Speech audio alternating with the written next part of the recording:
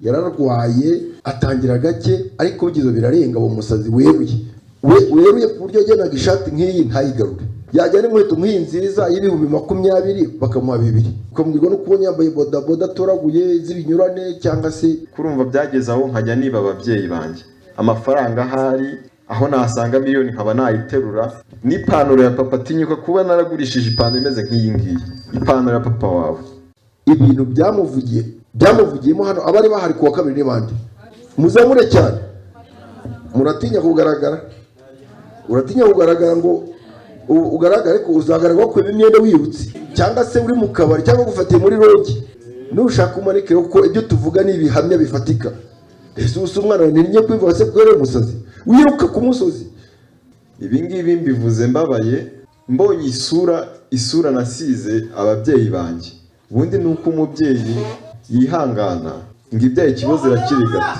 amen amen tekereza kuba papa yari afite ubushobozi arabufite reka mbivuge ngo reba kuba ufite amamiliyari ariko ufite umwana w'ikigoryi ariko akaba abufite byose ntacyo bimumariye icyuma ntabwo arerize ukiza ahubwo ni Yesu umurimo senga wizere mushinga uremewe mushinga mana we amamushinga kubyo papa babwiye nibicyakubyaza ariko ndajya mbabwira uko nazutse kuwa kabiri ibyo bavuga nyine byamvugiyemo nge ntabyo nzi kuko nabo barimo kubimbwira ariko amakuru bampaye muganga yamuri akavuga ati wa mugore uri umurame izi ndwara zica abantu benshi niwe tubonye utari wapfa ugeze kuri degree y'uko utarapfa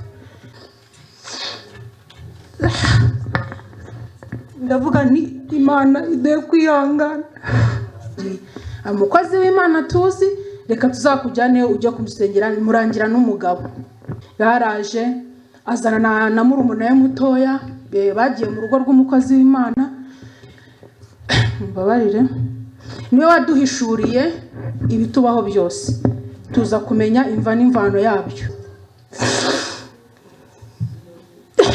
byose nza gusanga uwabiteye ndamuzi ariko Imana imubabarire n'ubu ndacyamusabira imubabarire ndavuga ni umwana reka nzamujyane umukozi w'Imana musengera bucya turi buze hano umwana twarajyamye saa 4 n'igice z'ijoro ararira ngira ngo ni ikintu kimuriye ducanye itara mbona ahinduye isura si wa mwana uri kundira ngo mbone niwe mbona ameze nk'igisimba ndavuga mbwira papa ati karabaye inamuha papa ngo amufata akabura akamunga karire cyane akajya nk'igisimba umwana tukamusengera guhumeka bikamunanira kitse umwuka bikanga tuvuga ati bwarakeye umwana ndamuzana hano navuga nti reka muzana musenge nageze aha bari gutera indirimbo umwana yatangiye gukina nk'ibisanzwe umwana ndagenda aramugurira aje n'ibiki mbona umwana aranyoye numva ibintu bimbaho sindi kubyakira haleluya ndamuzana uko byagenda kose nagera hano mu nzu y'Imana umwana ndamwicura ari muzima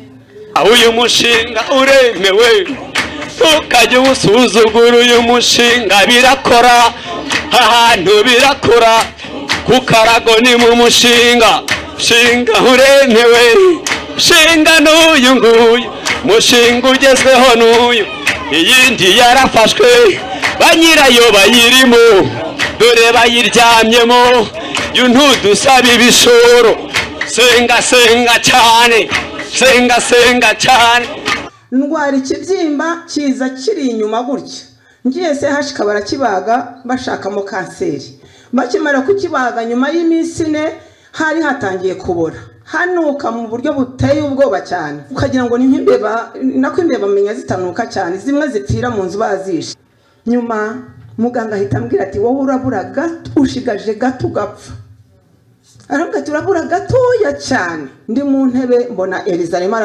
arabwiriza kuri BTN arabwiriza ashyiraho ubuhamya bw'abantu babiri umwe umudamu umwe ngo uri ibyumba wakize mu mavi n'undi mugabo ngo ari muri Amerika nawe wakize uburwayi YouTube ngo aho yarahagaze ashyira Bibiliya ku mavi nawe yararwaye amavi ngo arasenga ahita akira hanyuma amaze kwigisha arasenga aravuga ati mushyire Bibiliya aho murwaye ya Bibiliya nyishyira hano haleluya haleluya nageze kwa muganga rero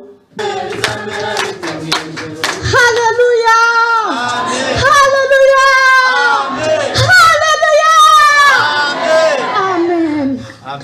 nanjye mpagaze hano nshima Imana, ndi umubyeyi ushima Imana w'abana 5, ariko ikintu kinejeje hano hanezerewe hari Imana yafite imyaka 8 kandi naragiye kwa muganga ahapfiriye umutwa n'indwara yo kugira inkanywa, ariko ndanganga bakamira gapfa nkatwikira kandi naragiye kwa muganga bakama imiti nkanywa, ariko ntibigire icyo bitanga. Nabonye riza ari kubwiriza ku Isaroti TV, ndamukurikira ageze mu gihe cyo gusengera abarwayi aravuga ngo mwicare, ngo mwizere, si jyewe ukiza ni Yesu ukiza, ni mu mwizera arabakiza. Amen. Nanjye nari ndi mu kazi ndicara nari byiza we bizamera bite mu ijuru, ariko hano haherutse kuza umuturanyi arambwira ati hari ahantu nagiye hari Imana. Akimbwira ngo hari Imana nahise nishyiramo icyizere yuko ninza umwana wanjye azahakirira. Ubwo ejo niriwe mutunganya ndamubwire nejo tuzajya kwa muganga. Nimugoranye hanze bari barambwira senga wizere usiga umwana 2 nibwo naje hano bwa mbere, ubu ni inshuro ya 2. Naravuze naje ndwaye ama infection ntago ntinya kubivuga, nari narayivuje byaranze bari barambwira senga wizere mushinga uremewe mushinga mana we mamushinga. None Imana yangiriye neza. Kwa kabiri mvuye hano najyaga ndyama nk'igikeri murakizi uko kiryama, sinzire naga ntinuye amaso mbunze nk'igikeri, ariko kwa kabiri ejo bundi mvuye hano we gira ngo inda ibisimba byayiriye we, sanga bya bintu byanyokeraga nta birimo, sanga indangira konje nkoze ngira ngo naturitse n'imbeho yagiyemo, kubera ko niryamira no hasi n'amatora ndagura umwaka namaze mu bitaro ni munini. Tebye sanga Imana yanyishije wose resa we, iganza washyizeho cyapfuye ubusa, masengesho wavuze ntabwo yapfuye ubusa resa, nanjye nagumye ndisengera ewe. Biranasobanutse niba abantu dufite ubuhamya bukomeye cyane inzego za leta zagenderaho, kuko niba baravuye abantu ntibakire, abantu baza tukabasengera bagakira indwara kwa muganga, ibutaro byaranze, CHK byaranze, Faisal byaranze, bakabwira umuntu utitaha ntuzagaruka ugende wegera umuryango utegereze gupfa, umuntu tukamusengera agakira akavi ubuzima kazi buntu. Kandi uwo muntu turi kumusengera ibi dayimoni bikamuvugiramo byoherejwe n'abarozi. Umurozi akavuga ati ngiye wari waramuroze mu buryo ubu n'ubu. Ikimenyetso ni iki? Nuko umuntu akira. Ikimenyetso ni iki? Nuko yari afite impapuro zo kwa muganga hose byaranze. Ikimenyetso ni iki? Batuye mu Rwanda, mu tugari t'u Rwanda, mu mirenge y'u Rwanda, hari ubuhamya leta yakurikirana ikareba ibintu by'amarozi. Dufite abarozi batumariye abantu bari gupfa umunsi ku wundi, hari amarozi akomeye. Icyame iki kiganiro kikagira mu nzego zose za leta kugira ngo basobanukirwe ko cyane cyane izijyanye n'ubuzima cyangwa se zifiteho zihuriye n'ubutabera. Cyangwa iki kiganiro ni ukibona ugisharinge bamwe bo mu nzego zikomeye. Ibi bintu ubonye cyakageze no muri presidence, perezida akamenya ibi bintu. Niba abantu barwaye baremerewe tukabasengera bagakira, gewe n'iyi nzego za leta zampamagaza zikambwira ati ibintu uvuga twereka ibimenyetso, nabereka abasirikari bakomeye nasengeye bagakira indwara, nabereka bamwe mu bantu bakorera muri za ministeri nasengeye bagakira indwara, nabaha ibimenyetso byinshi kandi bakazana n'impapuro bivurizagaho. Noneho mukamenya uburyo twatatswe, igihugu cyacu kiratatswe, uburundi buratatswe, we n'uyu mugabo birirwaga bampiga umujyi wose, uyu nguyu birirwaga bampiga ataciye. Nanjye nshimira Imana kuko yanduhuye, akazi narakaretse nkirirwa mwirukaho. Iyo nagiraga umwaka akagenda nijoro, naho amanywa yose akazi narakaretse. Yesu ashimwe. Amen. Yesu ashimwe.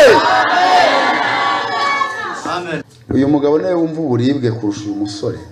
Imana ifashe mbivuge mu bwenge buzimije kugira ngo bitagera ku muntu wakoze ibi bintu. Abari bano murabyibuka. Umusore natangiye kumusengera, umurozi kazahita amuvugiramo.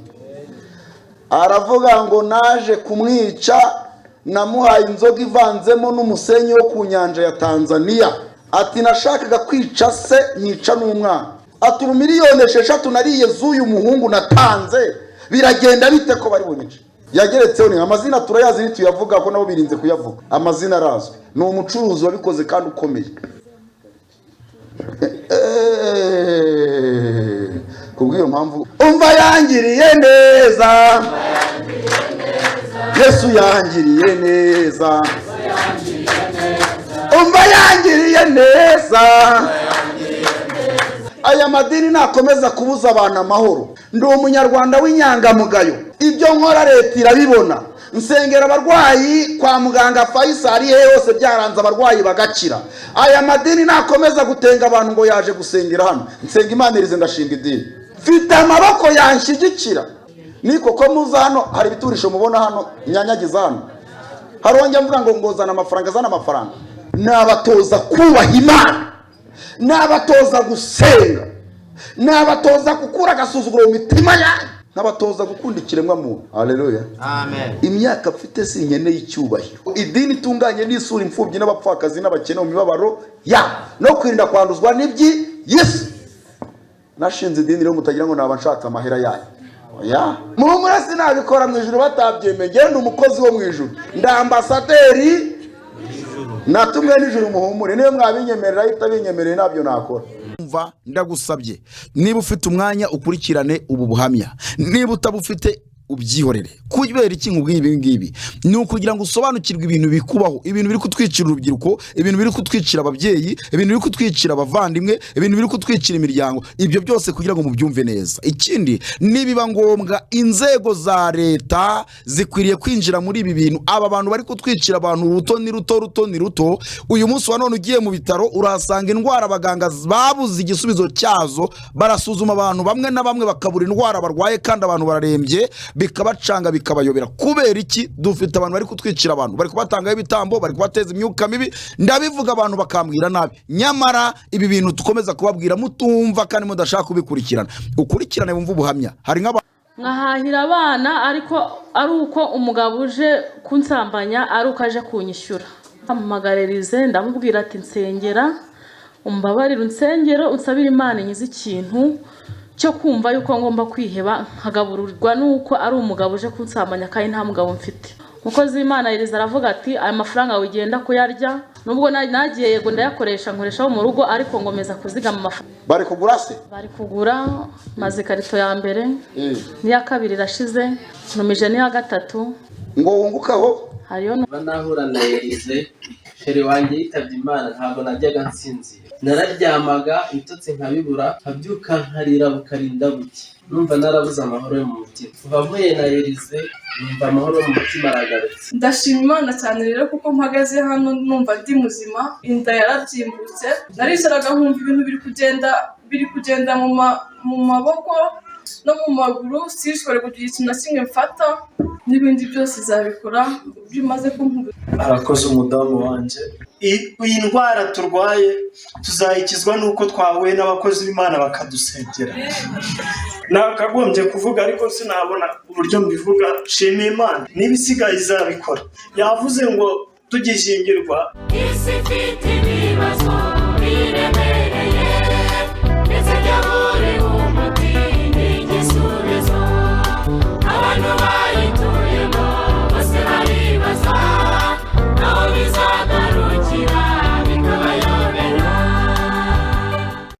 Ndabasuje kandi mbifurije ibihe byiza mwe mwese mudukurikiranye muri hirya no hino mu bihugu byose bigiye bitandukanye, abadukurikiranira by'umwihariko hano iwacu mu gihugu cyacu cy'u Rwanda, hirya no hino mu mbibi zose cyangwa se mu turere twose no mu ntara no mu mirenge n'imidugudu, aho muherereye hose hirya no hino. Buri muntu wese wumva ururimi rw'ikinyarwanda cyangwa se rw'ikirundi, aho uherereye hose mwifurije amahoro y'Imana akomeza abe mu mitima yanyu. Ndi Nsengimana Elize, n'ubundi tugarutse kuri uyu mwanya, turi muri studio ya Isaro TV, tugiye kuganira gato cyane kugira ngo twumve ibintu bidasanzwe, twumve ibintu bikomeye cyane muri buze kumva mu buhamya abantu bari buze gutanga, abantu baza kuvuga imirimo y'Imana, uburyo Imana yabakirije indwara zananiranye, aho turi buze kureba ndetse umwe mu musore wamwumvise, umusore wari warasaze, umusore wari ufite ibibazo biteye ubwoba, baravuje ahantu hose byaranze, umusore baramuzana turamusengera. Nyuma rero yo kumusengera dusanga yatanzweho ibitambo n'inshuti ya se y'umucuruzi bakora akazi kamwe, amutangaho ibitambo ndetse yari yatanze miliyoni 6,000,000 runaka byo kugura imodoka kugira ngo uriya musore, kuko bagerageje kumwica biranga,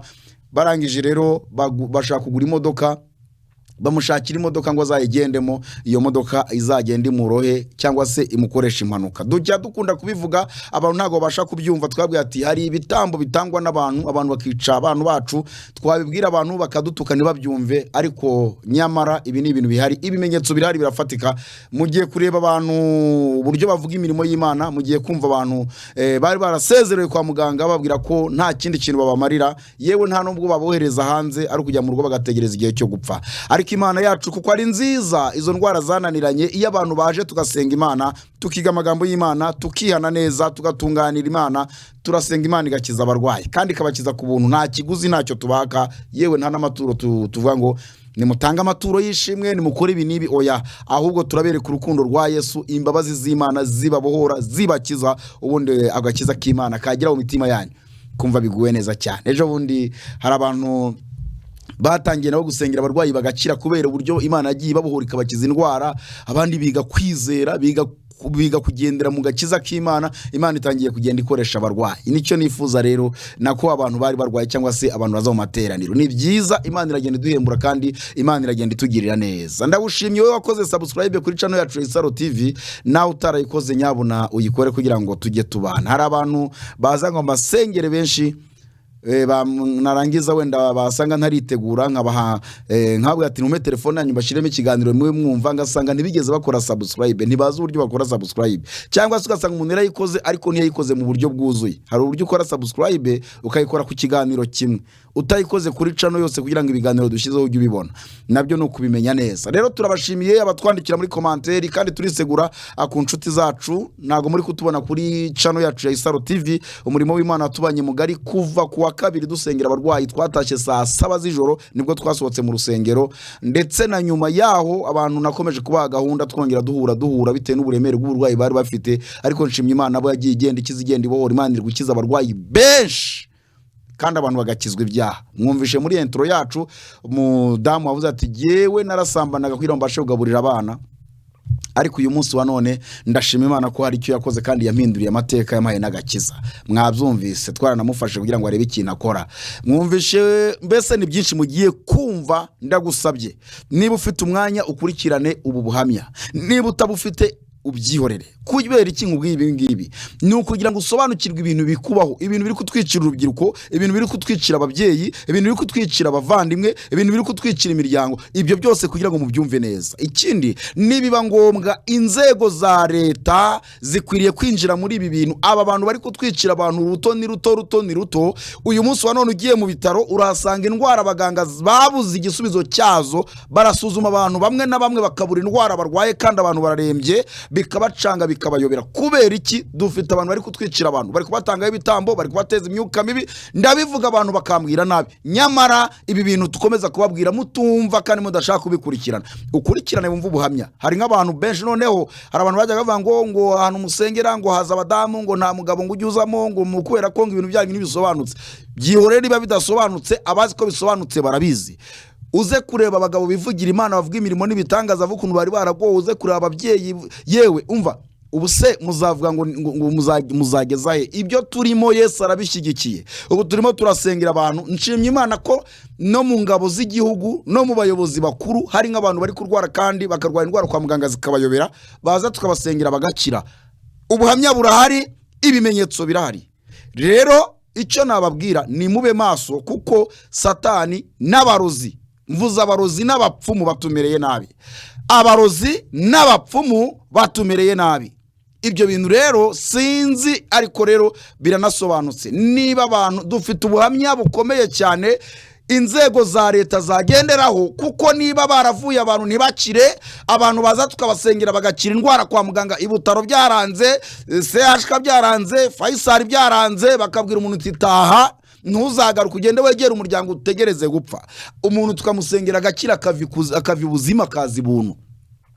kandi uwo muntu turi kumusengera ibidayimoni bikamuvugiramo byoherejwe n'abarozi. Umurozi akavuga ati ngiye wari waramuroze mu buryo ubu n'ubu. Ikimenyetso ni iki? Nuko umuntu akira. Ikimenyetso ni iki? Nuko yari afite impapuro zo kwa muganga hose byaranze. Ikimenyetso ni iki? Batuye mu Rwanda, mu tugari t'u Rwanda, mu mirenge y'u Rwanda, hari ubuhamya leta yakurikirana ikareba ibintu by'amarozi. Dufite abarozi batumariye abantu bari gupfa umunsi ku wundi, hari amarozi akomeye. Icyame iki kiganiro kikagera mu nzego zose za leta kugira ngo basobanukirwe ko cyane cyane izijyanye n'ubuzima cyangwa se zifiteho zihuriye n'ubutabera. Cyangwa iki kiganiro ni ukibona ugisharinge bamwe bo mu nzego zikomeye. Ibi bintu ubonye cyakageze no muri presidence, perezida akamenya ibi bintu. Niba abantu barwaye baremerewe tukabasengera bagakira, gewe n'iyi nzego za leta zampamagaza zikambwira ati ibintu uvuga twereka ibimenyetso, nabereka abasirikari bakomeye nasengeye bagakira indwara, nabereka bamwe mu bantu bakorera muri za ministeri nasengeye bagakira indwara, nabaha ibimenyetso byinshi kandi bakazana n'impapuro bivurizagaho. Noneho mukamenya uburyo twatatswe, igihugu cyacu kiratatswe, uburundi buratatswe, turatatswe, turatewe, abantu bameze nabi, bari kuzamukira ku bantu, abakire bari gutanga abantu kugira ngo abantu bapfe. Ibyo dufite ibimenyetso byabyo nakuka kandi bidashidikanywaho. Ibi rero no mu nkiko nagaragaza ibimenyetso. Ibi rero inzego zose zampamagara muri iki gihugu nazereka ibimenyetso bigaragaza abantu bari kwica abantu umunsi ku wundi, nagaragaza abakire bari kwica abantu umunsi ku wundi, kuko jewe mfite ibimenyetso bifatika kandi bihamye birahari. Rero reka mbareke dukurikirane. Ikindi, iyaba byashobokaga inzego za leta cyangwa se minisante bakadufasha bakadushyiriraho ahantu, murabona hano dusengera, jewe nta rusengero ngira, nta na gahunda mfite yo gushinga idini, ariko ndashaka kubabwira ngo iyaba leta yaba yadufashaga ikadushakira, niba nabyita iki, ahantu hanini abarwayi bakaza tukabigisha ijambo ry'Imana, tukabasengera Imana igakiza abarwayi, ntekereza ko na leta nayo yakoroherwa, kuko umuturage yapfuye, umuturage yahinamiranye, umuturage yababaye, leta ibibihombeyemo. Aho turi hamaze kutubana hatoya, saa 3 ntago umuntu abona hahagarara, saa 3 haba huzuye ku buryo nanze baba bahagaze. Na ahantu twiyeranjije dushaka ahantu turahatira, tumaze kuhatira turahasengera, dutanga amafaranga make kugira ngo tubashe gusengera aho hantu. Byatewe n'iki? Abarwayi bari bamaze kumbana benshi nabuze igisobanuro cyabyo. Iyi telefone yanjye mubona iri nk'abantu barenga 8,000 bose kandi b'abarwayi b'abanyabibazo. Mu rusengero ruba rwuzuye, abandi bahagaze no mu madirisha, bose b'abanyabibazo barwaye, baguha ubuhamya nubwo bose badakira, ariko ntago tubura abantu byibura 30 cyangwa 50 cyangwa 100 bataye bakize, abandi bagakira indwara zananiranye. Ibi ni ubuhamya bufatika kandi ni ibintu bihari, bibera ku karubanda, bibera mu materaniro. Iyaba inzego kandi hamya ko ziba zinahari, minisante, inzego zindi zibishinzwe, iyaba mwageraga muri ayo materaniro mukareba ibintu bihabera, mukareba indwara abantu barwaye zabazingamishije ziturutse ku bantu b'abagome bakomeje kutwicira abantu. Rero hari indwara leta itari kumenya aho ziri kuva. Rwose ubushakashatsi leta iri gukora ni byiza kandi murabikora mukabigeraho, ariko hari ubushakashatsi mutazabonera igisubizo cyabyo. Ikibazo cya kanseri, ikibazo cya diabete, ikibazo cy'umuvuduko w'amaraso, ikibazo cy'umutima, ikibazo cy'impyiko, indwara nyinshi ziri guterwa n'imyuka mibi ndetse zigaterwa n'abarozi. Ugiye uvuga ngo urimo uravuga iki wa mugabo we? Mfite ibimenyetso, muzaze tubereke ibimenyetso, muzaduhamagare tubereke ibimenyetso, mutubereke ibimenyetso, cyangwa mutujyane mu bitaro, muvuga ati turwaye rugari, tugende mu ndembe usengera abarwayi, murebe abo byari byanze, murebe ko badakira. Nubwo bose batakira, ariko bamwe Imana yashatse barakira. Imana itugirire neza. Rero nago ndi butinde imbere yanyu, tugiye kumva ubuhamya, ubukurikirane, wumva abantu buryo, ndetse muri iyi minsi ndongera ari ibintu byinshi biba byarakorewe mu rusengero bashima Imana, bavuga imirimo n'ibitangaza. Mbura umwanya wo kubishyira kuri YouTube. Imana izamfashe impe n'umukozi kugira ngo amateraniro mujye muyakurikirana, tujye tubishyiraho. Ndabibika nkabidepa. Muzabona umugore waturutse mu majyepfo wari ufite wivurije, afite impapuro z'ibutaro, afite za CHK, afite za Faisal, afite za baramubwiye ngo nagenda ategereze gupfa. Yahoze atubwira ngo ibisubizo banditseho bya nyuma byananiye kubisoma umugabo wanjye abishyira umuntu w'umuganga arambwira ati genda wiyakire. Umudamu we yarwaye kanseri mu rwitumiro, arwara kanseri mu bihaha, ati genda wihangane umudamu wawe arapfa mu minsi mikeya. Ubu ameze neza, ari hariya mu majyepfo, arashima Imana. Ariko abantu mwagiye mubibona mu rusengero, mujye mutwandikira no muri komantere. Imana irimo irabikora, Imana irimo irabikora. Reka rero dusenge Imana, mbareke mukurikirane, mwumva kaganishyana abana bacu bagushije. Aba bana mubona basinda bari mu biyobyabwenge, abenshi uzi ko baroga umuntu bakamuroga kunywa inzoga, uzi ko baroga umuntu bakamuroga gusinda, uzi ko baroga umuntu bakamuroga gusambana. Umuntu agasambana birenze uko umuntu abyumva, uko wabitekereza. Bari gukira benshi. Ejo bundi nasengeye umugabo wavuye ibutari Huye, yari amaze imyaka 40 ari umusinzi, urugo rwarasenyutse kubera ubusinzi. Umutima we ibintu bimubwira ngo tujye kunywa, ubuzima bw'arakabari. Turamusengera. Ejo bundi yaramamagara ambwira ati warakoze, atubitabiri riri kunukira, inzoga ziri kunukira, atubu ngubu ndakurahiye. Reka dusenga Imana, mbareke. Ariko mbere ko dusenga Imana, reka mbayobore ku bantu mushaka kuzaza mu materaniro. Ni abarwayi gusa twakira, bibaye byiza mwajya muzana n'impapuro zo kwa muganga, kandi mujye no kwivuza kwa muganga.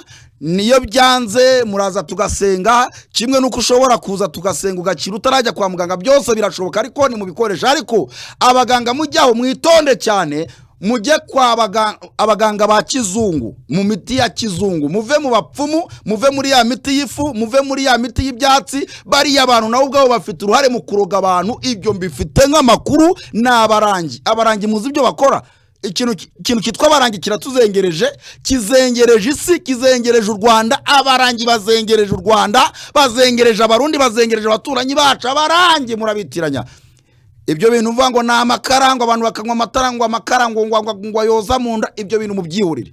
Niba urwaye jya kwa muganga wa kizungu, cyangwa sizeru ukizwe, usenge wegera Imana igukize. Ariko iyi miti y'ibyatsi n'amafu n'ibiki byose muyibagirwe. Ibindi abantu bavuga ngo barwaye ama infection, ngo abadamu ngo bameze gute, ngo hari imiti batanga y'ibyatsi y'ibiki. Oya, ni mujye kwa muganga wa kizungu. Ibinaniye abaganga kwa kizungu musenga Imana. Ibitari ibyo ngibyo muri kujya mu myuka mibi kandi bizabagora. Dusenga Imana. Amwe dusengera na mumbabare na nibagiwe, ni ku rusengero rw'inkuru nziza ahantu bita Mukobo. Ahantu bita Mukobo ubuzamutseho bita Cafe Rwampara. Ntago ari Rwampara ya Biryogo. Cafe Rwampara ni muri Gikondo, ariko iyo uzamutse ako gasozi ka gahanda ka Cafe Rwampara, ugeze kuri Cafe Rwampara urabaza ngo ni mu ndangira gahanda kajya Mukobo. Ukiva kuri kaburimbo utambitse bakweretse, kuva kuri kaburimbo ubara metero nka 20, ugahita ubona gahanda kazamuka ibumoso hafi n'akabari gahari. Urazamuka nta wundi ubaza, urazamuka ukabona icyapa cyanditseho inkuru nziza. Ni munsi y'umuhanda, naho ngaho twatiriye. Ntago ngewe sengera mu rusengero rw'inkuru nziza, nta dini mbarizwamo ryamfashe. Ngewe mvuga ubutumwa, nkabwira ubutumwa abantu bose. Ntago ni ibintu, nta bintu by'idini. Inkuta z'amadini nazisohotsemo, ninjira mu bantu b'Imana kugira ngo babohoke. Ubwo rero iyo uvuye mu ntara, ngo ndanga ko abantu bazampamagara, kuko kuwa kabiri usanga bampamagara cyane. Iyo uvuye mu ntara ukagera Nyabugogo ugatega taxi, utega taxi rya Gikondo Nyenyeri, ukayibwira ngo ndaviramo ku cyapa cya mbere cya Cafe Rwampara. Noneho rero waba uva Nyabugogo, nako waba utega moto ukayibwira ati ngiye ahantu bita Cafe Rwampara, unyuze Gikondo aho bita Mukobo ku rusengero rw'inkuru nziza. Biroroshye cyane, nimuzamvune. Iyo uva Remera utega taxi ngo ujya kwa Mironko. Iyo ugeze kwa Mironko uvamo, warangiza ugatega moto ikujyana ku rusengero rw'inkuru nziza Mukobo. Nibutse abantu ko inkuru nziza ifite insengero ebyiri. Hari urusengero rw'Igikondo ruri ku bitaro, ntago ari urwo ngurwo usanga abantu benshi ariho bagiye. Mbisubiyemo, ugasanga abantu barampamagara ngo niho ndi kandi mba nabayoboye. Ni ku rusengero rw'inkuru nziza Mukobo, ni mu murenge wa Kigarama, ariko benshi bakunda kwita ngo ni Igikondo. Naho ngaho muzaze dusenge. Nukuzinduka saa 3 ntubona aho wicara, dutangira saa 2 n'igice, saa 3 ntubona aho wicara.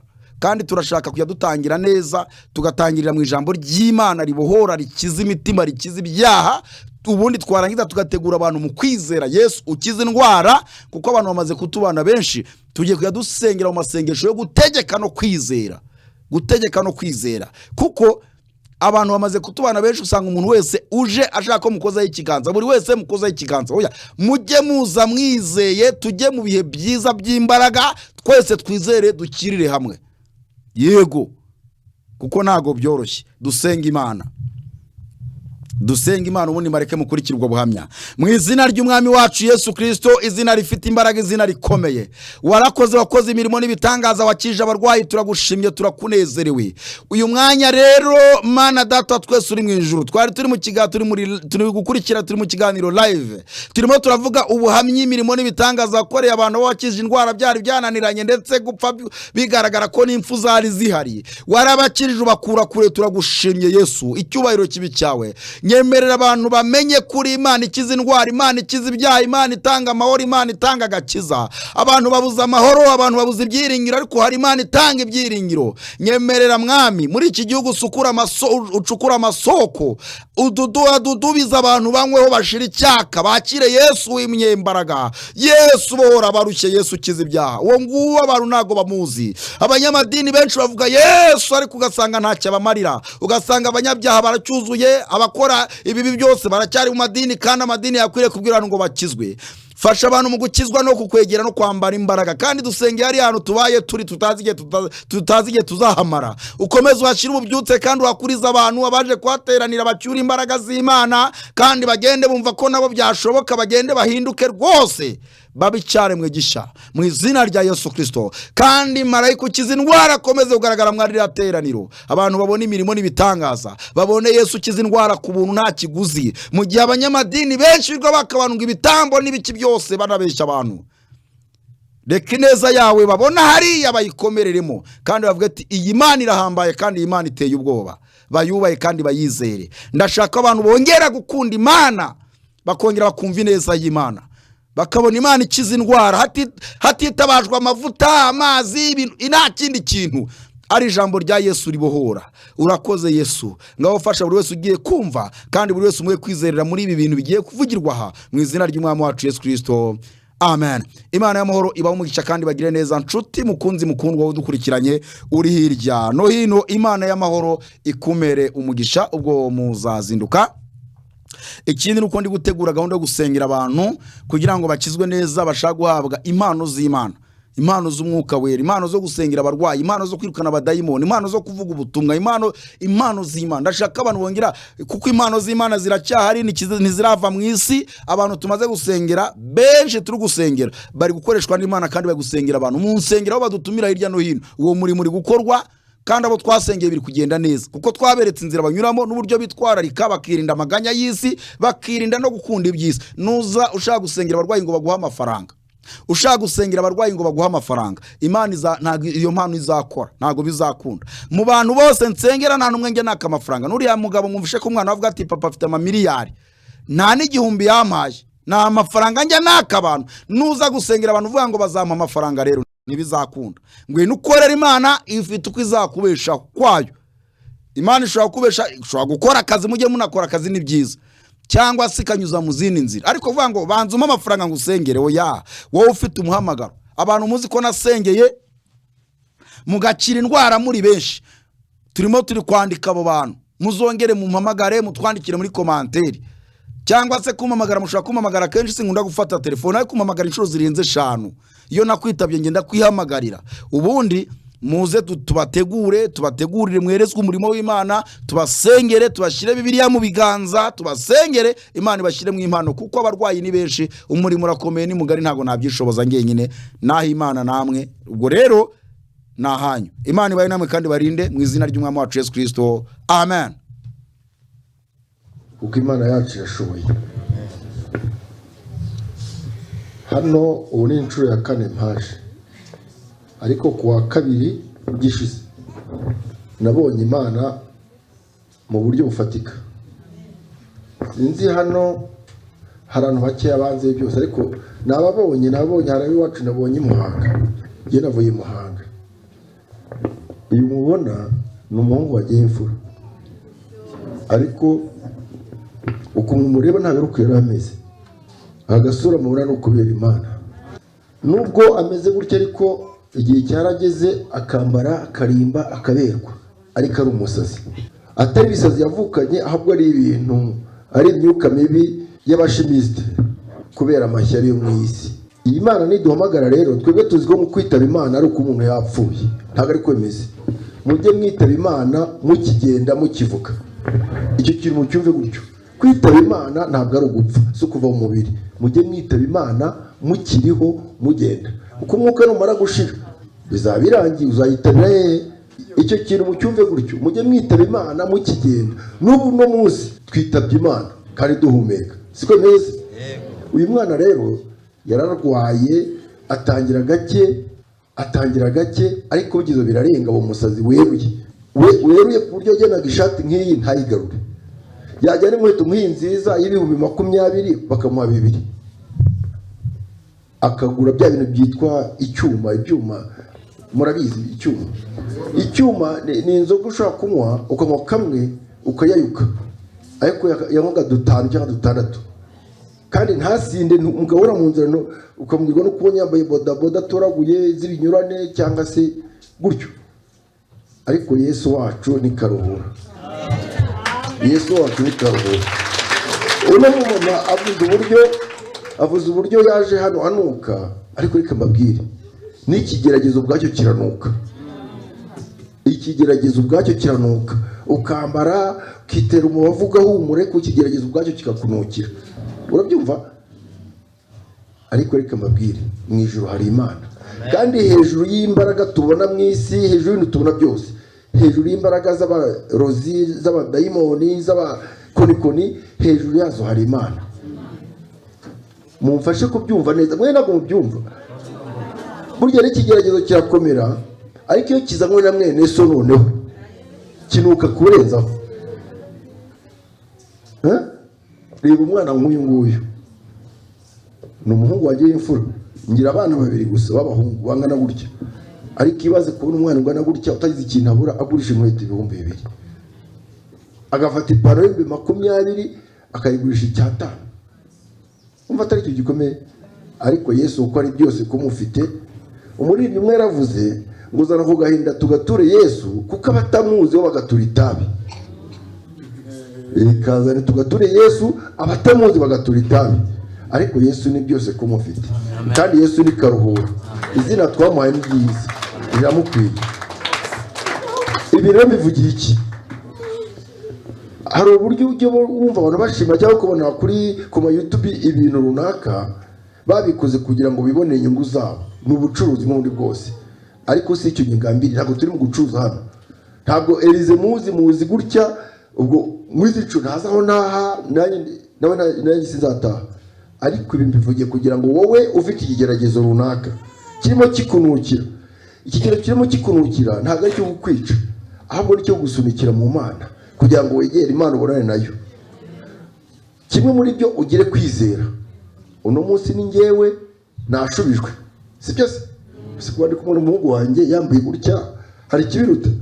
Ariko nawe ejo nutarambirwa uzasubizwa. Kandi ibyo nyuma mbabwire byo kuri YouTube, ibintu byamuvugiyemo hano, abari bahari kuwa kabiri n'abandi, muzamure cyane. Muratinya kugaragara ngo ugaragare ko uzagaragara ko imyenda wirutse, cyangwa se uri mu kabari, cyangwa gufatiye muri rogi. Nushaka umanike ko ibyo tuvuga ni ibihamya bifatika. Ese umwana ntinya kwivuga se ko yari umusazi wiruka ku musozi. Uriya mudamu w'Imana ashobora kuba atarabizi, ariko buryo yararangiye, yarayayutse. Ariko Imana nishimwe. Ibi tuvuga no kugira ngo nawe ukomere, wowe uri hari utegereje, ufite uburwayi, ufite ikigeragezo, komera. Uyu munsi ni wowe, ejo nundi gutyo, kuko ibya Yesu ni ku murongo. Gusa ubihagararemo neza, kuko niba turi ku murongo gutya, uri inyuma yanjye nuvamo harajyamo undi, ubwo uzatangira inyuma iriya. Ibya Yesu ni ku murongo, bigumemo neza, nanjye bigumemo neza. ntabwo ari Elize ukiza ahubwo ni Yesu umurimo. Uzaza avangaje kurebera Elize rero we nushaka kuzatwika tike yawe, ahubwo uzaje kureba Imana ikorera muri Elize. Amen. Yesu natugirire neza. Amen. Kamuhavuge gatoya nawe afite icyo avuga. Haleluya. Amen. Reka nsabe umugabo twazanye inshuti yanjye twa Vedata ze dushima Imana hano.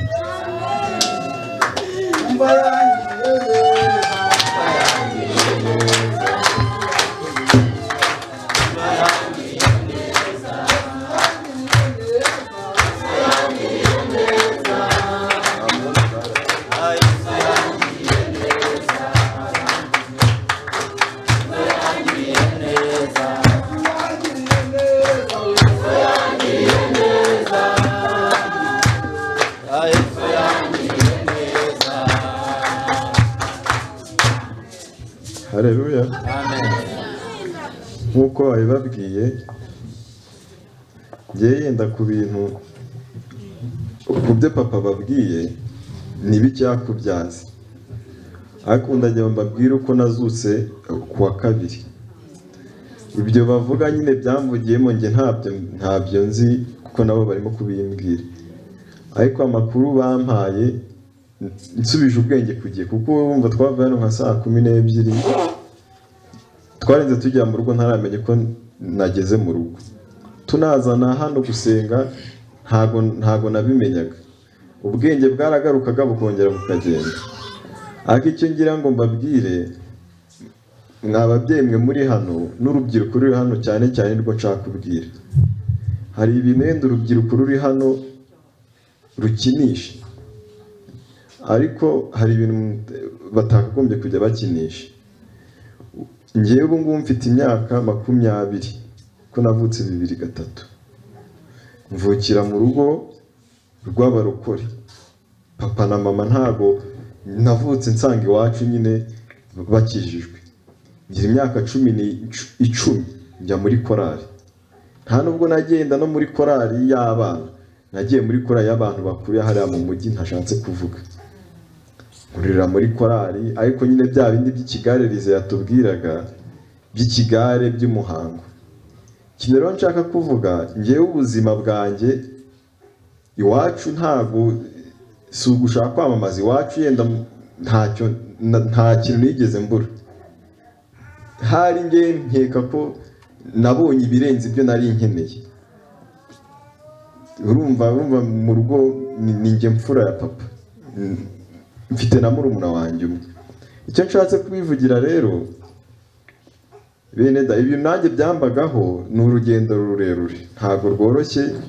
Iyo nagaruraga akenge nabitekerezagaho nkavuga ati se ibi bintu nabikoze gute, nagerageza no gusaba imbabazi nkazisaba uyu munsi aka kanya, ejo nkongera nkabisubiramo.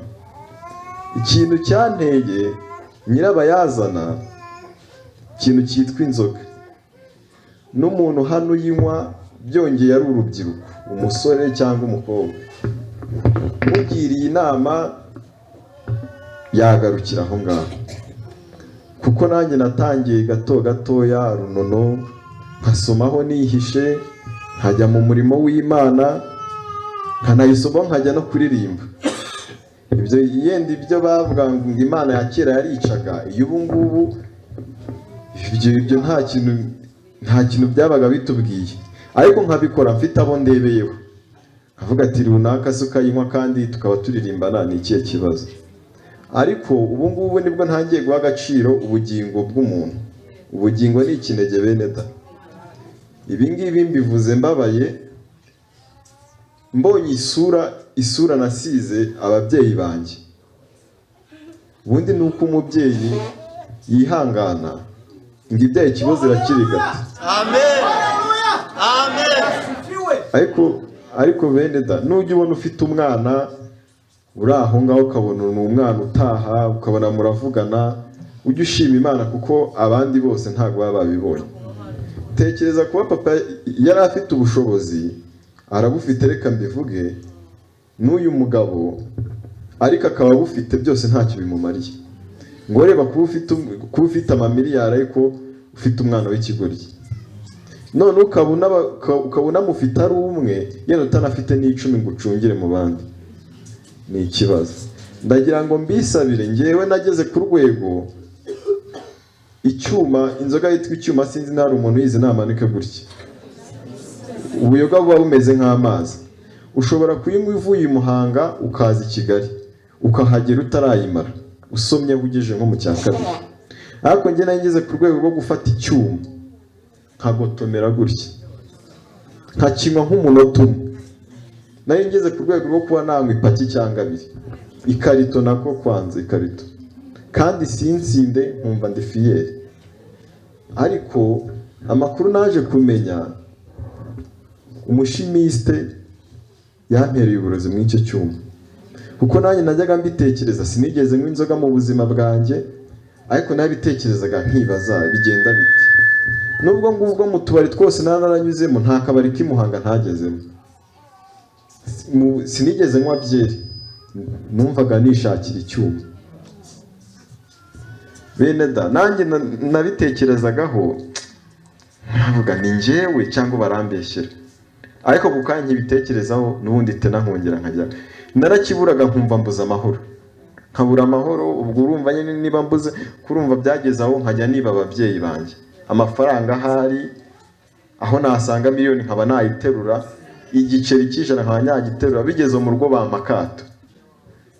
N'ipantaro ya papa, tinyuka kuba naragurishije ipantaro imeze nk'iyi ngiyi, ipantaro ya papa wawe narayigurishije, n'ibindi n'ibyo batamenye, nkaba nagenda bigeze aho bakavuga ati igisigaye no guterura urugi. Papa bigeraho yavuze ati akajya agira isoni zo kwitwa nyine papa wanjye. I Muhanga tuba Kabarore, ariko urumva nabigizemo uruhare, reka mbabwire nabigizemo uruhare, ariko najya mbwira n'umuntu waba ukifite agatima karehare k'inzoga, mugiriye inama kubw'ubuntu n'imbabazi Yesu yatugiriye, yagarukiraho, kuko njyewe ishati y'ibihumbi 10 nayigurishaga 500 y'icyuma. Nari ngeze ku rwego, kuko urumva no mu rugo byagezeho nkajya nirwa nigendera, mva mu rugo barambura baranshaka, nkajya mva saa 12 za mu gitondo kugeza nimugoroba z'ubundi munsi, nkarara ngenda, nkinjira mu kabari nkakonsoma nk'ibihumbi 40 by'icyuma gusa. Bavuga ati ishyura, nkabura icyo nishyura, nkahita mvuga ati ubwo nimuhamagare papa. Tinyuka guhamagara uri nk'iwawe saa 6 z'ijoro bakaguhamagara, ntitwasangiye kuva yabaho ntaranywa inzoga, umwata umuhungu wawe yakonsomye ngwino wishyure. We n'uyu mugabo birirwaga bampiga umujyi wose, uyu nguyu birirwaga bampiga ataciye. Nanjye nshimira Imana kuko yanduhuye, akazi narakaretse nkirirwa mwirukaho. Iyo nagiraga umwaka akagenda nijoro, naho amanywa yose akazi narakaretse. Yesu ashimwe, Yesu ashimwe. Uyu mugabo nawe wumva uburibwe kurusha uyu musore.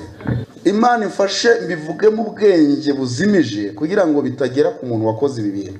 Abari bano murabyibuka, umusore natangiye kumusengera, umurozi kazahita amuvugiramo, aravuga ngo naje kumwica, namuhaye inzoga ivanzemo n'umusenyi wo ku nyanja ya Tanzania, ati nashakaga kwica se nkica n'umwana, ati miliyoni 6 nariye z'uyu muhungu natanze, biragenda bite ko bari bunyice.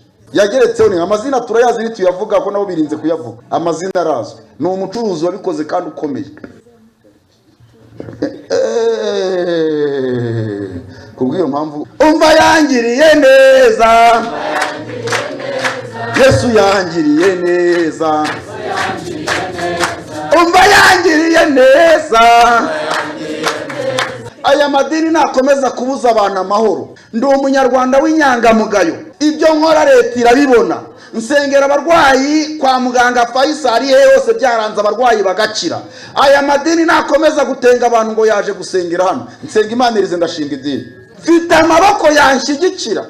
Niko ko muza hano hari biturisho mubona hano nyanyagiza hano, harongera mvuga ngo ngozana amafaranga, zana amafaranga. Nabatoza kubaha Imana, nabatoza gusenga, nabatoza gukura agasuzuguro mu mitima yanyu, nabatoza gukunda ikiremwa muntu. Haleluya, amen. Imyaka mfite si nkeneye icyubahiro. Idini itunganye n'isura imfubyi n'abapfakazi n'abakene mu mibabaro no kwirinda kwanduzwa n'ibyi Yesu. Nashinze idini rero mutagira ngo naba nshaka amahera yanyu.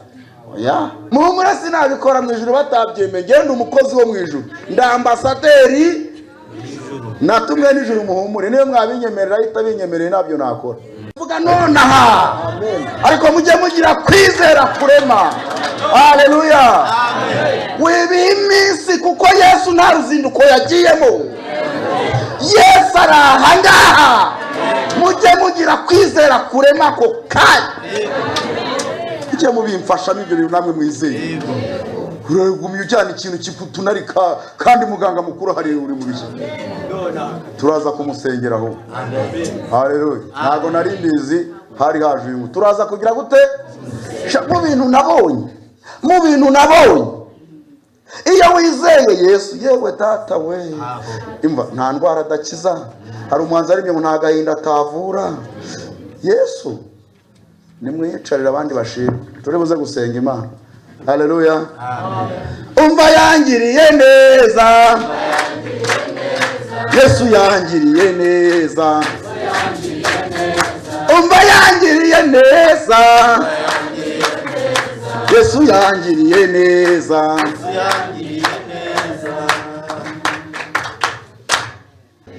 Aha tuwacurira umugambi wo kubaha Imana, ntabwo tuwacurira umugambi wundi. Niwumva kugitinya abantu, ikomereze wigendere. Ntabwo naje gushinga idini, nta n'abayoboke nkeneye yewe, nkeneye abayoboka Kristo. Akira, kubw'iyo mpamvu muzuminge shaka.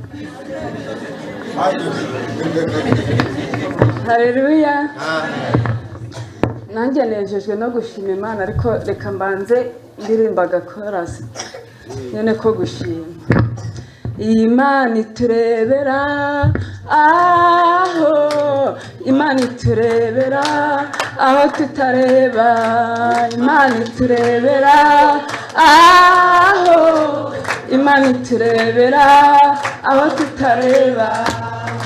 Haleluya, nejejwe no gushima Imana. Shimye Imana yuko naje hano bikomeye. Naje hano pe ari umuntu handaritse, nabuze icyo kugaburira abana. Naraye hano ari nijoro, kavuga nti Imana we ntese ko ntinze nabana banjye bameze bate. Ariko nabibwirize hari icyo yakoze. Nageze mu rugo mfite abana 5. Abana barahimbutse baransubiza ngo ma ngo ko twari twakubuze ngo twabuze icyo turya, ngo waraye he. Ndavuga ati mwihangane ndaje mbahahire turye. Shimye Imana, abana banjye uwo munsi barariye byari bikomeye. Ikindi kintu shimye Imana, mva ndashima Imana, mu mpera Imana amashi ya special.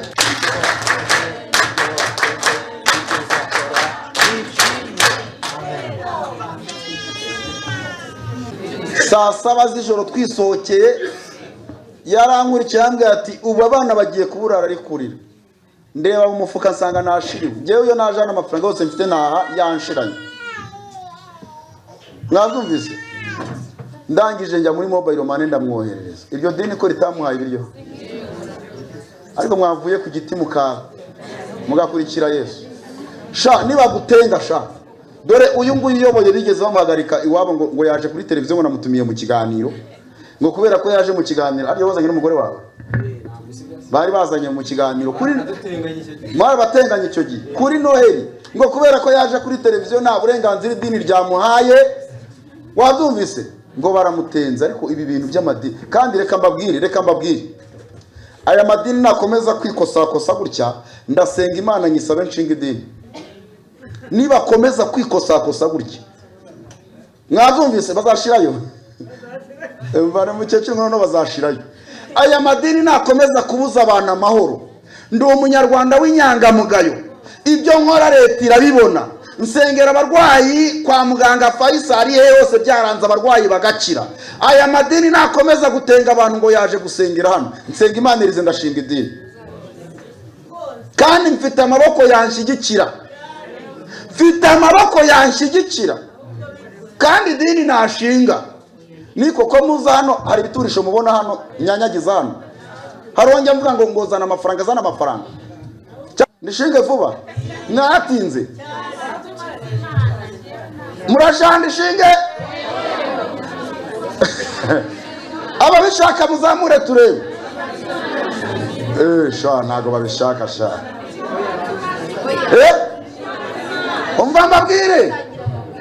Umva mbabwire nimuhumure. Mwabyumvise? Nimuhumure, nsenga Imana irize, ntarari ry'ibyisi mfite, ntarari ry'icyubahiro mfite, ibyo mbifite niyo ntashinga idini. Iby'Imana inkoresha birahagije ngo njye kugasongero ko muri iki gihugu no hanze y'igihugu. Gusengera umuntu abazungu babwiye ngo genda utegereze gupfa agakira, ibyo ubwabyo birenze gushinga idini. Ariko aba banyamadini nibakomeza, yego, kuko jyewe ndamutse nashinze idini, nabatoza kubaha Imana, nabatoza gusenga, nabatoza gukura agasuzuguro mu mitima yanyu, nabatoza gukunda ikiremwa muntu, ubundi tukajya mu ijuru. Haleluya, amen. Imyaka mfite si nkeneye icyubahiro, mwabyumvise? Ariko twazasubira mu mibarenge n'Imana, nkabana Imana aba bantu. Hari n'abajya bamamagarira ngo barashaka kubatizwa. Uriya dore yarabatijwe ejo bundi, uriya wa mukobwa wundi ushaka kubatizwa ari he? Ntago yaje. Barambwira ati twebwe nta dini dushaka kubatirizwamo, tubatiza. Ariko ntacyo nzayambigisha mugende babatize, batazantera amabuye. Ariko nibakomeza, iby'Imana yadushizemo birahagije kuba twashinga idini, kandi tugashinga idini rishingiye ku mfubyi n'abapfakazi n'abakene n'abantu barwaye. Ijambo ry'Imana muri Yakobo riravuga ngo idini itunganye n'isura imfubyi n'abapfakazi n'abakene mu mibabaro ya no kwirinda kwanduzwa n'ibyi Yesu. Nashinze idini rero mutagira ngo naba nshatse amahera yayo. Oya, abwiza ukuri. Ngewe ndamutse nshinze idini, nta mukene wagira gute? Mwakora ukuntu mwese mumuremera nawe ejo agakira, sibyo?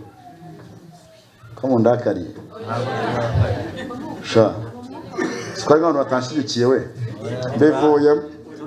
mbivuyemo by'idini barambujije. Mwambujije umuhamagaro. Muhumura sinabikora mu ijuru batabyemeye, ngende umukozi wo mu ijuru, nda ambasaderi natumwe n'ijuru. Muhumure, niyo mwabinyemerera ahita binyemereye, nabyo nakora. Muhumure, ngenda numvishijwe, ibyo nkora byose mba numvishije iki? Cyewe ndakijwe sha.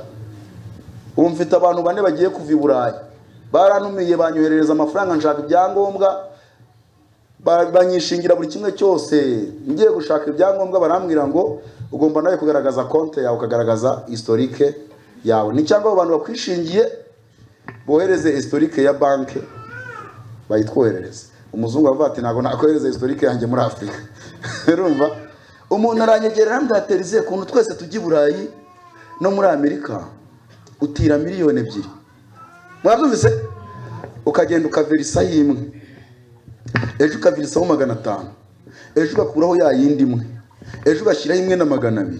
Iminsi 30 uverishije miliyoni 30. Kandi wakoresheje miliyoni zingahe? Hari no wambwiye ati ndayagutiza. Abana nsenga Imana irize ntago icyo cyaha nagikora, kugira ngo ngi Burayi untiza amafaranga njye mbeshya ngo ndikuverisa ncuruza nari gucuruza.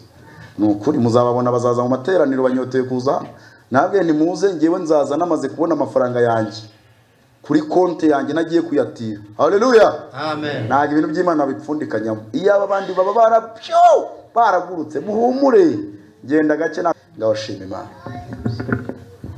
Haleluya, amen. Haleluya, amen. Yesu nashimwe, amen. Nitwa Mulisa Florence, ndi umumama w'abana 5 n'umugabo.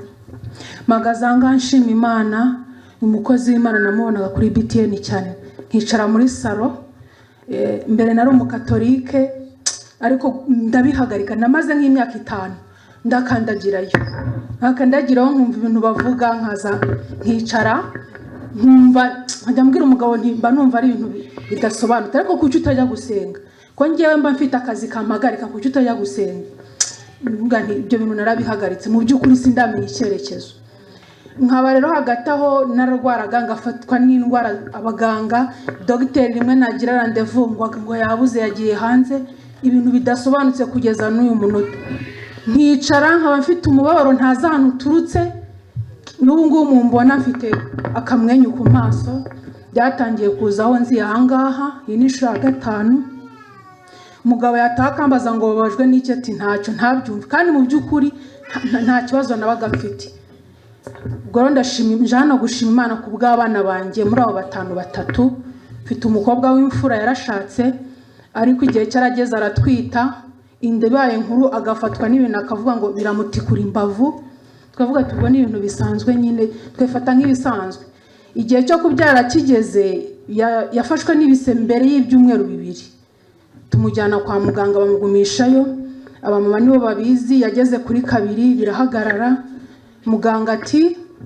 umuntu kumubaga turabona umwana ari gusufura ameze nabi kugira ngo dukize umwana ndamubwira dogiteri rero vugana umugabo ni umusirikare ndamubwira ntimuvugane ntabwo ari njye wafata icyemezo kurusha umugabo we umugabo we mubwira ati dogiteri ariko mwebwe ibyanyu n'ibyuma mbwira dogiteri ma telefone ndamuturisha nabwira nti ntabwo muganga ntazi umugore wawe nta mwanga ahubwo icyo ashaka nuko umwana abaho gihe kiragera ni umukobwa w'ibigango utarukuye kubagwa arabagwa kugira ngo bigende guta umwana beho tujya mu rugo turataha umwana ari muzima na nyina ari muzima aza gufatwa n'ukuguru guhera hakumanura kuragenda kurabyimba kungana umusozi Imana itubabarire n'isaha turacyayisaba imbabazi nta kindi twihutiye no kujya mu Banyarwanda ahubwo kugira ngo bikire bikiyongera twamujyanye kwa muganga tumuterura ibaze umuntu w'ibiro hafi bigera mu 100 twenda kungana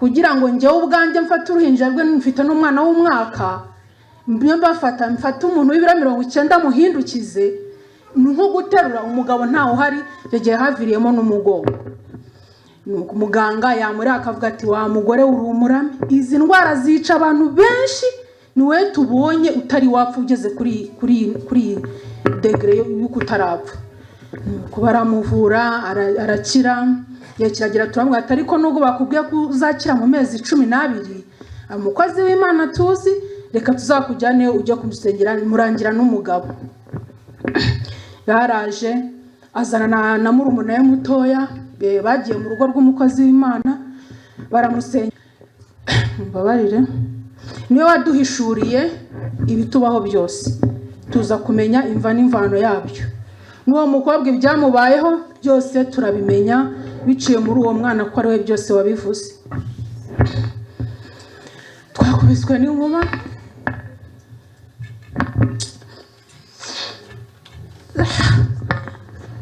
ndavuga nti Imana ide kwihangana ndatekereje ibintu byose byambagaho maze imyaka 10 narize n'akazi nake byose nza gusanga uwabiteye ndamuzi ariko Imana imubabarire n'ubundi acyamusabira imubabarire umwana wanjye agiye gukora ikizamini ejo bundi mu wa 3 ariko ibintu byari bisigaye bimubaho kugeza mu wa 2 segonderi yabaga uwa mbere ageze mu wa 3 atangira kuba uwa 4 aba prefet des études bakamamagara umwana wa yabaye ikirara wafonda ubugurupe n'abahungu n'iki niyo mpamvu yasubiye inyuma ariko nge nkumva simbyemera kubera ukonza umwana wanjye ariko urumva nta kindi bari kuvuga kubera yasubiraga inyuma kandi yari umwana w'umuhanga bazi mu kigo ubwo baramusengera umukozi w'Imana ejo bundi bamaze kumusengera yagiye mu ishuri atangira gukora amateste n'amakwiza arambira ati mama uza amanota ndi kubona amake ndi kubura nk'amanota nk'3 ngo ngire 100% mumere Imana icyubahiro ndashima Imana ejo bundi nagiye gufata amanota y'insanga yabaye wa mbere n'amanota ntibuka Imana ishimwe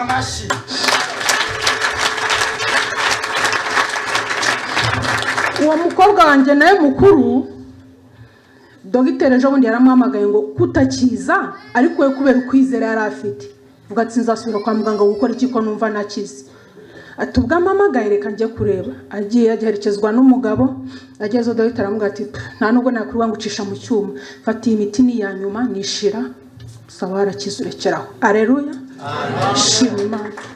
Icyo nishimira umwana wanjye w'umwaka umwe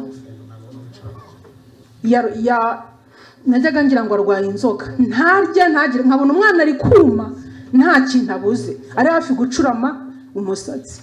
Simana ibi n'ibiki, nta miti y'inzoka namuhaye, nta kintu nakoze. Kumbi uwabikoze yavuze yuko uwo mwana adashaka ko agira isura nziza, ati birirwa bavuza inzoka bagira ngo ni ikindi kibazo cy'inzoka, ariko njye sinshaka ko agira umubiri mwiza, niyo mpamvu muteza kutarya. Ibyo bintu mbimenyeje ubundi. Ndavuga ni umwana reka nzamujyane umukozi w'Imana musengere. Bucya turi buze hano. Umwana twararyamye saa 4 n'igice z'ijoro, ararira ngira ngo ni ikintu kimuriye. Ducanye itara mbona yahinduye isura, si wa mwana uri kundeba ngo mbone niwe, mbona ameze nk'igisimba. Ndavuga mbwira papa ati karabaye. Namuha papa yo ngo amufata akabona akamunga karire cyane akajya nk'igisimba. Umwana tukamusengera guhumeka bikamunanira, kitse umwuka bikanga, tuvuga ati wa muntu yamenye ko ari nzamujyana gusenga. Ariko kubera Imana reka dusenge. Tugasenga umwana agasinzira, ashaka iminota 20 bikongera gutyo. Bwarakeye umwana ndamuzana hano, navuga reka muzana musengera. Nageze aha bari gutera indirimbo gusa, umwana yatangiye gukina nk'ibisanzwe. Umwana ndagenda aramugurira aje n'ibiki, mbona umwana aranyoye, numva ibintu bimbaho sindi kubyakira. Haleluya. Narenze naho umukozi w'Imana atamusenge kwa kubera ukwizera, navuze ndamuzana uko byagenda kose nagira hano mu nzu y'Imana. Umwana ndamwicura ari muzima, umwana ararya, arije papa wataha nawe akarira ibiryo ari kurya. Umwana mwamuhaye ibiryo ni ukuri namugabo ntabyemere. Kubera iki? Uko twari tumuzi n'uburyo asigaye arya. Umwana yazanye umubiri, abantu barasigaye basika ngo sinita ku mwana kandi ntacyo mbuze. Ibyo ndabishimira Imana ko Imana yangishije igisuzuguriro. Ibi rero ni nk'Imana yanyeretse yuko nanjye ku byanjye ibisigaye izabikora. Ntabwo nzarambirwa kuza hano kandi kwizera mfite. Ukonje hano hari ikibazo gikemuka mu bibazo mba mfite. Haleluya. Ntago ari uriya mwana wabivugaga n'ibidayimoni n'abaruzi numvisha umusore avanga ibyamvugiragamo sinzi ibyo ari byo ngo numvisha babimbwira nyuma naje. Yego barakuroga. Merutse gusengera umuntu w'umuyobozi umwe, umudamu w'umuyobozi umwe muri leta kandi ukomeye. Arambwira ngo abana banjye ubu ku kazi bagiye kunyirukana, ngo narwaje, ngo leta kwiguhemba ukaba uri umukozi uhembwa amafaranga menshi, abana bawe barwara bwa kiguti. Nabyumvise? Turimo tugusenga daimoni ziravuga ngo njyewe. Nabyumvise? Ngo ndi nyirasenge ngo ibyana ngo byuyu ngo byarakize, ngo n'uyu arakira. Ngo barya abana be twabateje kutarya no kubonka amaraso. Urumva? Ngo bagomba gucurama imisatsi bakarwara bwaki. Ereka birakora. Haleluya. Amen. Haleluya. Ubwo uriya sina namwibukaga. Mwaje mu rugo harya?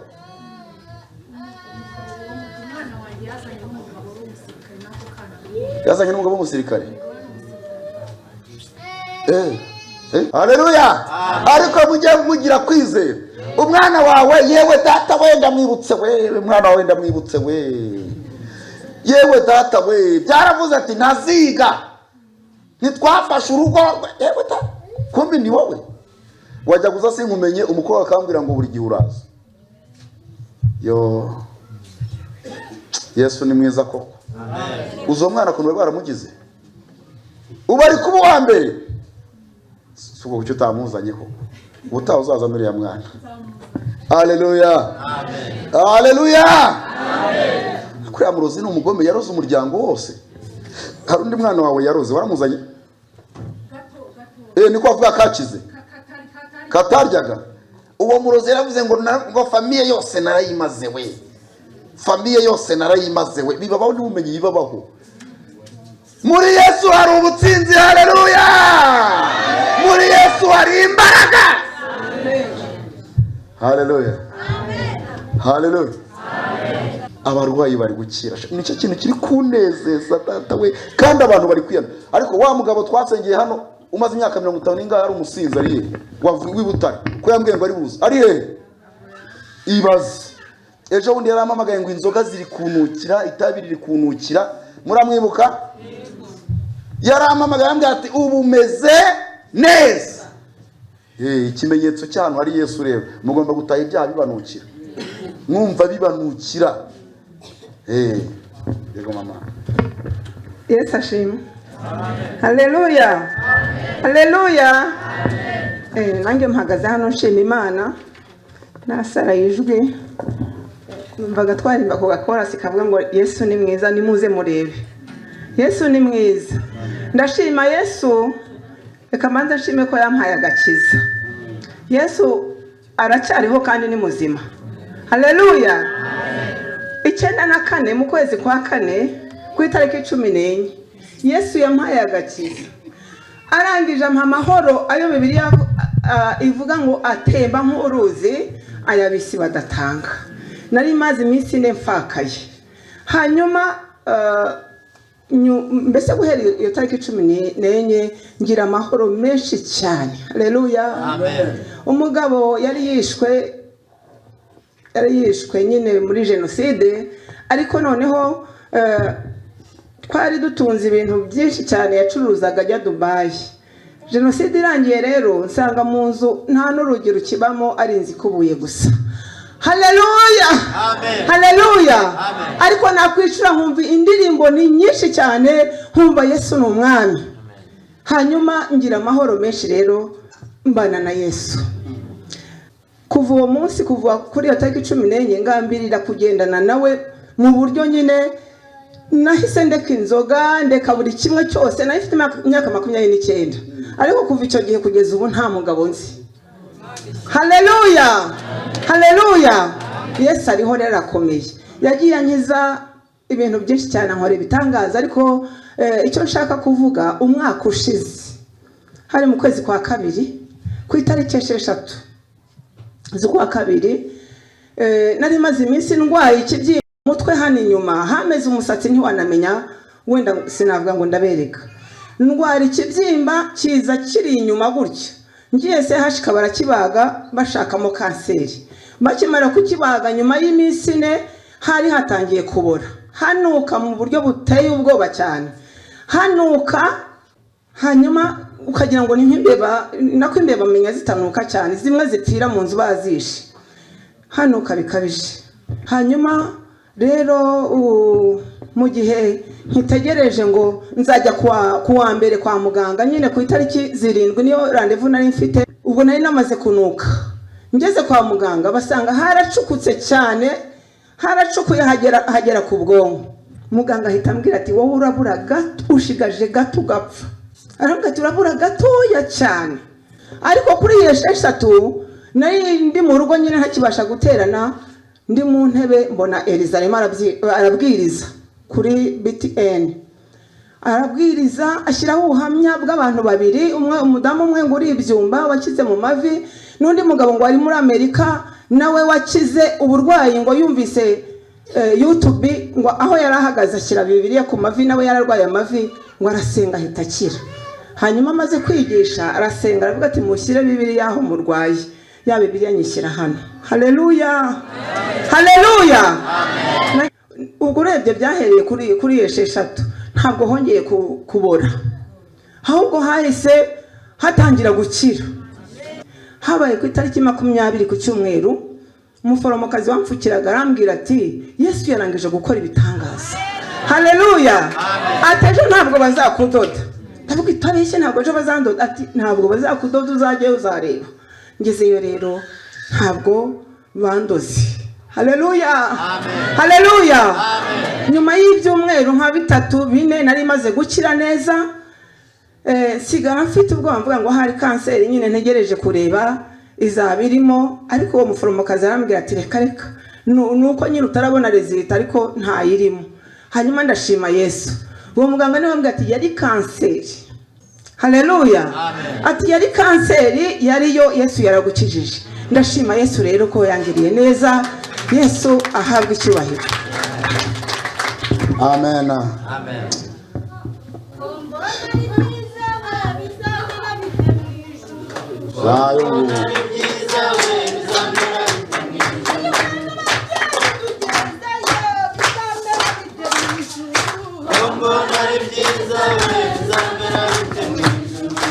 Mbona ari byiza we bizamera bite mu ijuru. Hayiwe ngo urubyiruko tugezeyo bizamera bite mu ijuru. Mbona ari byiza we bizamera bite mu ijuru. Haleluya, haleluya, haleluya, amen. Nanjye mpagaze hano nshima Imana, ndi umubyeyi ushima Imana w'abana 5, ariko ikintu kinejeje hano hanezerewe hari Imana pe. Nabyaye umwana wa mbere w'imfura avuka afite ubumuga bw'ingingo zose, hamwe namushyiraga mu kagare nkahambira. Umwana yapfuye afite imyaka 8, aho apfiriye umukurikirana we barafashwe, ubafatwa n'indwara yo kugwa agapfa gahwera agapfa nkatwikira. Ariko hano haherutse kuza umuturanyi arambwira ati hari ahantu agiye hari Imana. Akimbwira ngo hari Imana nahise nishyiramo icyizere yuko ninza umwana wanjye azahakirira. Ubwo ejo niriwe mutunganya ndamubwira ejo tuzajya kwa muganga. Nimugora nyimubwira nijya kuryama, umwana yanze kujya kuryama aryama muri saro ngo namucika nkamusiga. Umwana yaraye muri saro. Ni ukuri ndashima Imana ko nyigera hano hari impinduka nabonye ku buzima bwanjye. Nari maze amezi 2 ndwaye nirirwa ndyamye ku buryo n'abaturanyi ari nubwo bwiraga batankubise n'ijisho. Naje nsenga Imana nyibwira Imana ngiye ahera hawe umbabarira umbe hafi n'unkoze isoni. Ndashima Imana ko yabanye nanjye. Amen.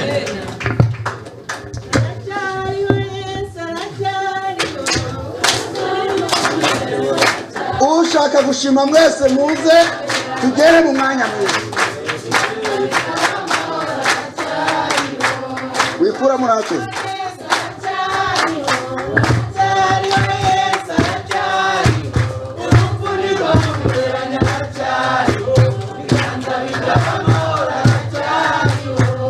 Haleluya, amen. Haleluya, amen. Nanjye mpagaze nshima Imana, ndi umumama w'abana 3 b'abahungu, bose barangije kaminuza bafite akazi. Ariko nubwo Satani yabyivanzemo, numvise uriya mumama washimye abana banjye nabo bameze hari umuntu nawe ubiri inyuma. Ariko kubera ko naje hano ndizera ko Imana hari ikiri bukore. Amen. Bakorera amafaranga menshi pe, ariko ntibaza haca. Mbega ni ibibazo, ariko Yesu ni byose kumufite. Amen. Ubwo rero icyo nshimira Imana, nabonye riza ari kubwiriza ku Isaro TV. Ndamukurikira ageze mu gihe cyo gusengera abarwayi, aravuga ngo mwicare, ngo mwizere, si jyewe ukiza ni Yesu ukiza, ni mu mwizera arabakiza. Amen. Nanjye nari ndi mu kazi ndicara, nari ndwaye igifu, fata hano arasenga ndizera, ngenda nsirima ikiganza gutya, arangije numva ndakize. Kandi nari naragiye kwa muganga bakampa imiti nkanywa, ariko ntibigire icyo bitanga. Ubu ndashima Imana ko nakize. Mwese mwizera, abantu muri hano murakira, n'udakira uyu munsi azakira ejo cyangwa ejo bundi. Mwizere murakira. Amen. Amen. Haleluya. Amen. Haleluya. Amen. Haleluya.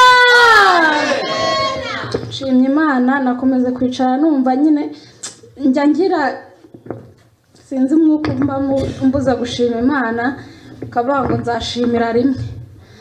Najya guhaguruka ngo hoya byo wica uzashimira rimwe na bira byakunze.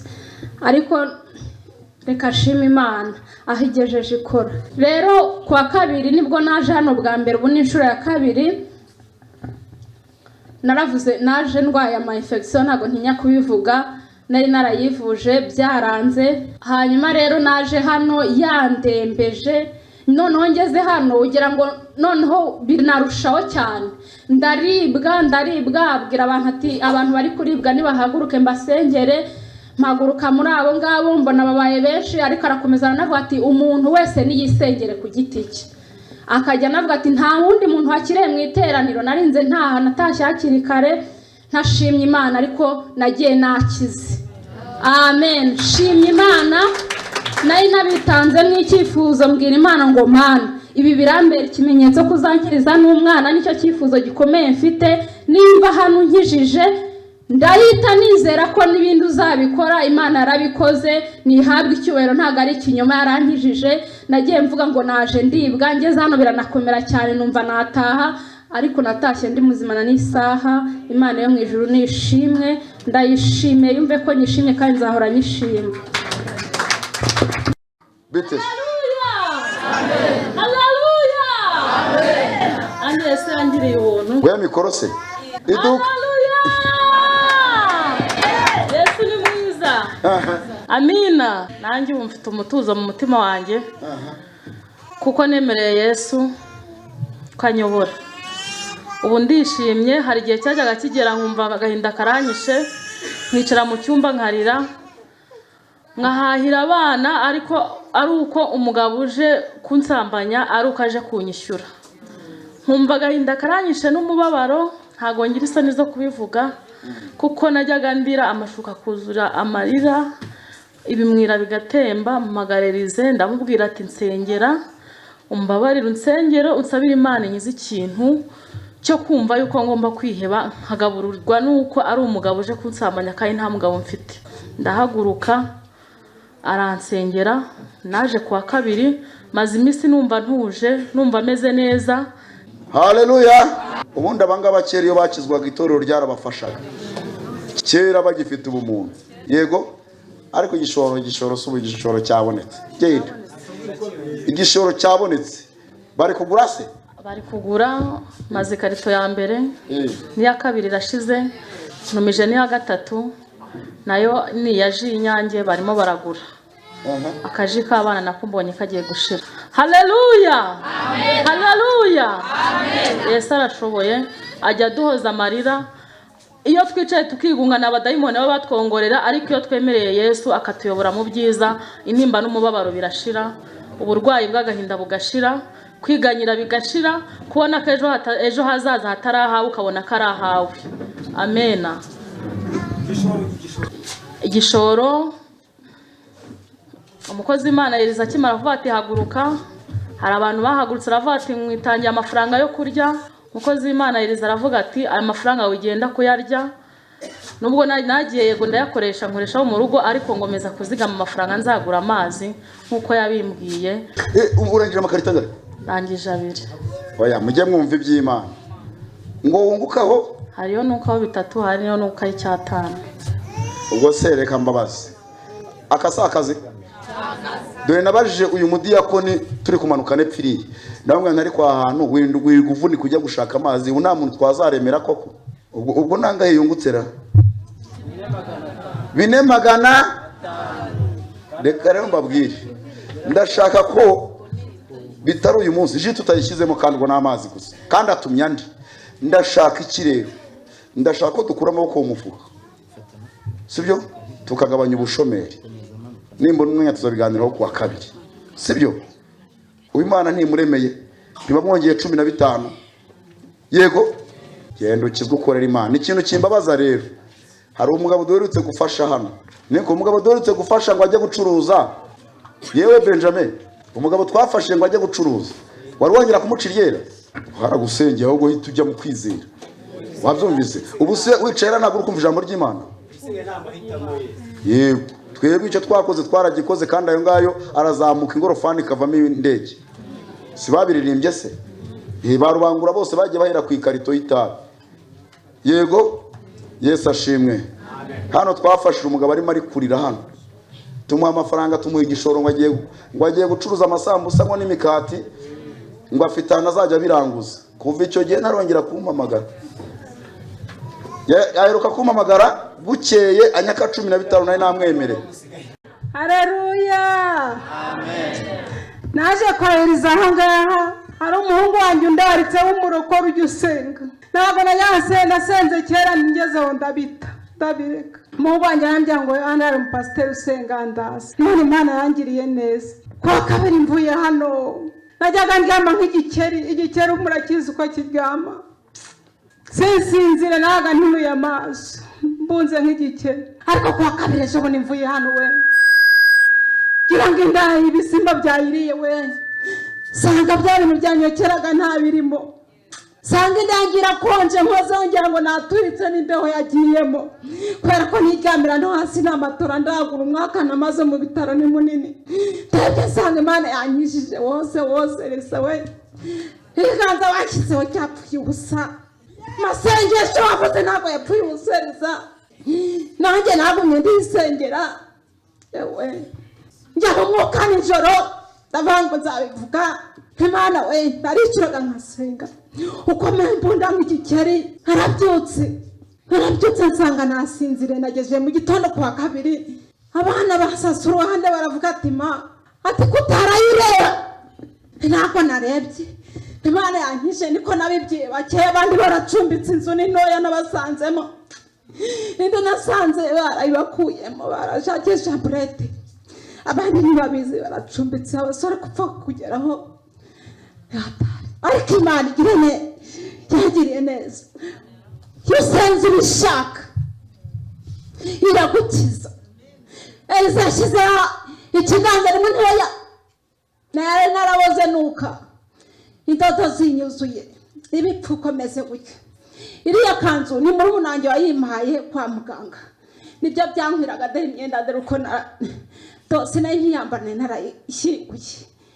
Urumva indodo zaramaze mu kwezi kose. Najereza n'umwana mwiza ndamunukira sinakarabaga. Wakaraba se na muganga yarambujije nariyanze. Ariko aho namenye Imana sigaye nkaraba. Imara gukira nkisanga nakize.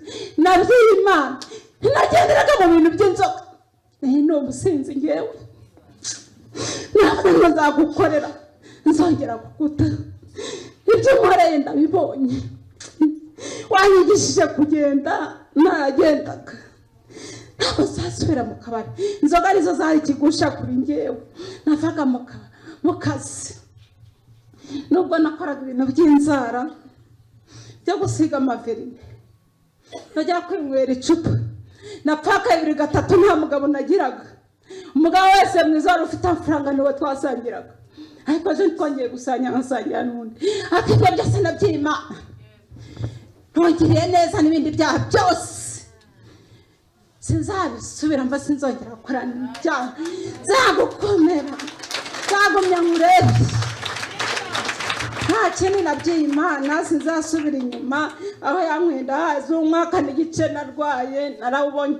Ntuzatuke mugenzi wawe ngaragarirwa n'umubiri. Umubiri uraryana n'umubyeyi wakakureba. Nabyiye mama ngo najye kuna mu rutoki. Ibisimba bindwi ntabasha kugenda. Uzaba umuhemukiye cyane n'Imana ntabwo izaguhana. Imana izaguhana cyane ihanukiri. Uyu mubiri uraryana. Ungiye mbitekereje. Ubu umutwe wanjye kuntu umeze. Niba umeze nk'ishashi n'umeze nk'iki ntabwo mbizi. Ako umubiri warandiye. Ako nshima Imana yazanye ahangaha. Menya gusenga. Wa mugabo uriya yaravuze ngo uyu usenge kugenda uvuga ngo Mana kugenda mukeya namwumviyeho. Nageraga amakorana Imana. Niba ibibyimba biri kumwishima byabananiye. Imana niyi kanseri mu gifu. Imana urabona nzabigenza gute ko n'umupfakazi umugaka yarapfuye. Abana nyinza basiga mu kode n'akazi bagira. Abandi bakiga koko. Ko nari njye wabirukanyiraga bakajya. Akoshima Imana kuva nava mu bitaro. Ntago abananjye baraburara. Eliza yaramaye. Abakozi b'Imana sinza batutse kandi ndi umusinzi. Baje mu rugo akajya basura abana babishyurira amazu. Sanga abana hari kwa muganga barasangaga nibwo nari nafatanye n'uburiri. ntabasha kuvuga. Reba iyo muganga ajya kukubaga bakirwa gusigana basiganiraga mbumva nk'umuntu upima ikiro kimwe se ubundi ko turamenya tumukora gute banteye amaraso kugira ajya kumbaga. Umukozi Imana akaba yarambye ati wowe ntuzagwa muri koma uzava mu wabimbwira ari uwabiri. Ngezeyo koko muri koma numve kuntu nabonye ko Imana ikora ivuga banyambika imyenda yabo yo kumbaga barongera banteranira barandeba barongera ambye ngo ntibanyambika imyenda subira ku gitanda ntibambaga. Ndavuga nti ni Imana yavuze ko ntazagwa muri koma bambaza bwa gitondo. None ndashima Imana nzagumya nyishime mfite imyaka yanjye 45 nta byisi nzongera kugenderamo nta